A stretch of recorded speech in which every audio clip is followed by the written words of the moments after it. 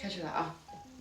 Okay, hello guys, welcome back to my channel. I'm Jun. I'm so glad to have all of you guys here. I have a very special treat for you guys today. Everybody, my name's Jason. I'm from America. I live and work here in China, and I'm here to talk about Chinese. Okay. Let me put on my glasses. Okay. Okay, I got some questions for Jason today about his experience learning Chinese and living here in China. So let's see what we got here, okay? Yeah. So, my first question is, how did you start everything here? What brought you here? Well, at the first place. I'll keep it sort of short. Basically, I was working in America. I used to sell alcohol. I was a liquor salesman. And I hate sales.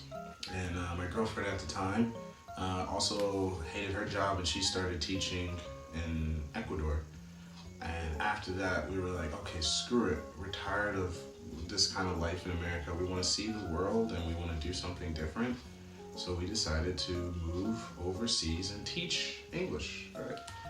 First place we applied to was China, and we took a position here in Xi'an, and yeah. So was Xi'an the first option? It was two options. So it was Ningbo or Xi'an. Ningbo. And we decided to go with Xi'an because Ningbo doesn't get heat in the winter. And we were like, that sounds terrible. Have there been any instance where you thought you understood Mandarin perfectly, but later on you realized you completely misinterpreted something? Yeah, I remember one really bad situation I had where I was just trying to refill the money on my utility card, and I had to go to a store to do it. And I basically got into like a 15-minute argument with the person about like, I'm trying to just put money on the card, and she's like, no, and I'm like, I don't understand why. And it's like, I have the money, and look at the card, and there's no money. Later on, I found out that I already had money on the card. And she was trying to tell me I have money, but I couldn't like fully understand, but I thought she was saying that like she can't take the money. I got really confused. So why didn't the card work at the first place? So I realized that. What did you tell her in Chinese that you want to put the money? Yeah, I just said Did you speak Chinese to her? A little bit, you know. My Chinese wasn't that good, but like I just said like 我要点我买100.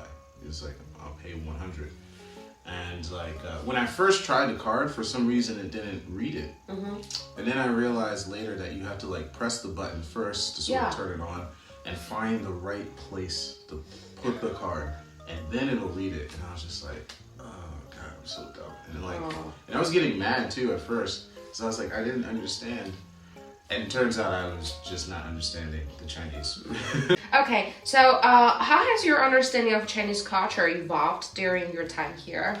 I think it changed a lot. Like for me, I didn't know much of anything about China before you came here.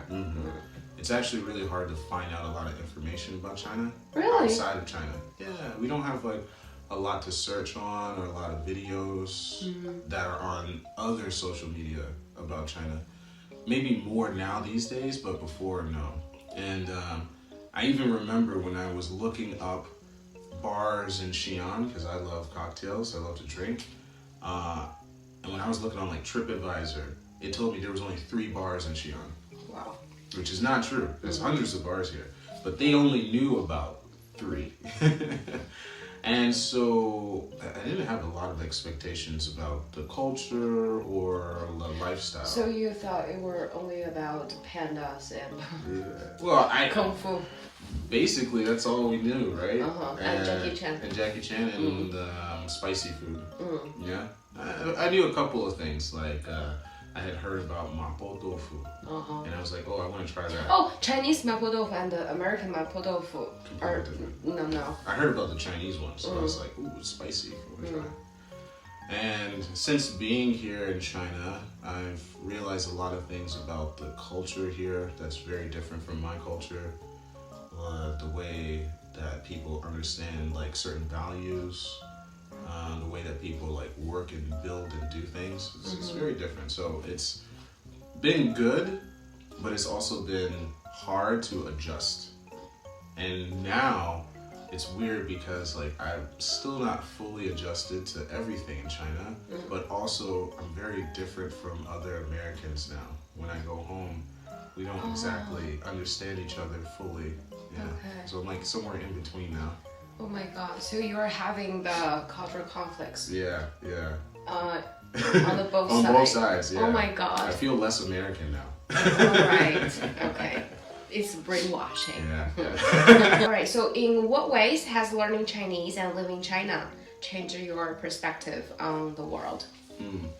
I think one of the major things that has changed after living in China is sort of my understanding of like the differences that you have with so many people.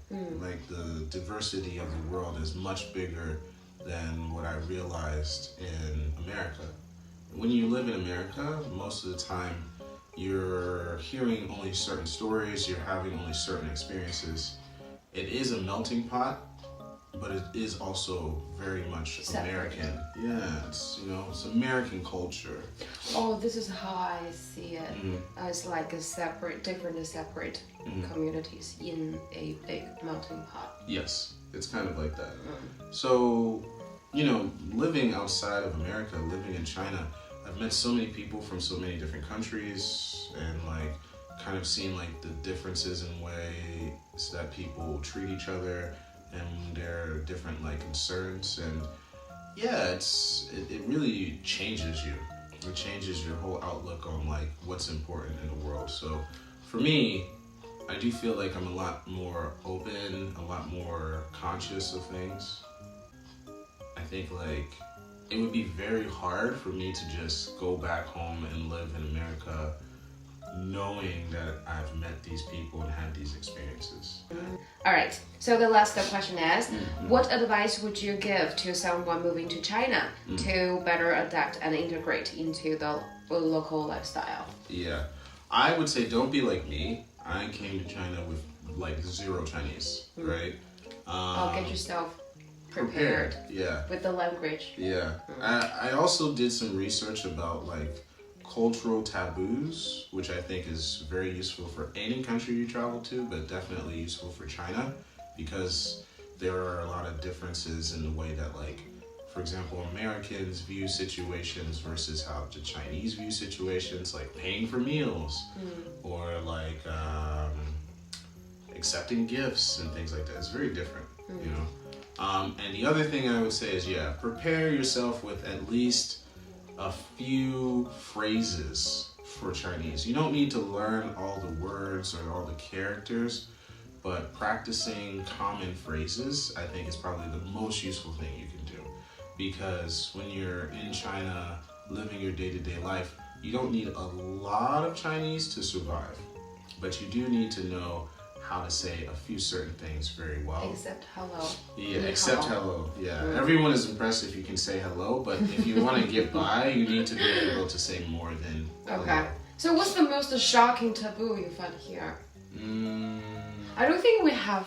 Yeah, probably because I'm Chinese. Yeah, it's hard. I don't really see any taboos here. The weirdest one that I've heard is like the whole situation where you can't wear green hats. Yeah. Means you got cheated on, right? And the thing is, it's really funny because like in America, we have a holiday, St. Patrick's Day. I know that. And it's all Irish. Irish people. And so you wear a lot of green. And so people wear green hats all the time on that day, right? But like you can't do that here. I mean, you can, but then people talk about you. Yeah. They'll laugh at you. Yeah. So I thought that was like the strangest one. And the one that I've had the most difficulty adjusting to or understanding is face. Like saving face here in China. It's very different from like back home. Like certain situations with like respect and things like that. We do it differently. So that's been like an adjustment for me.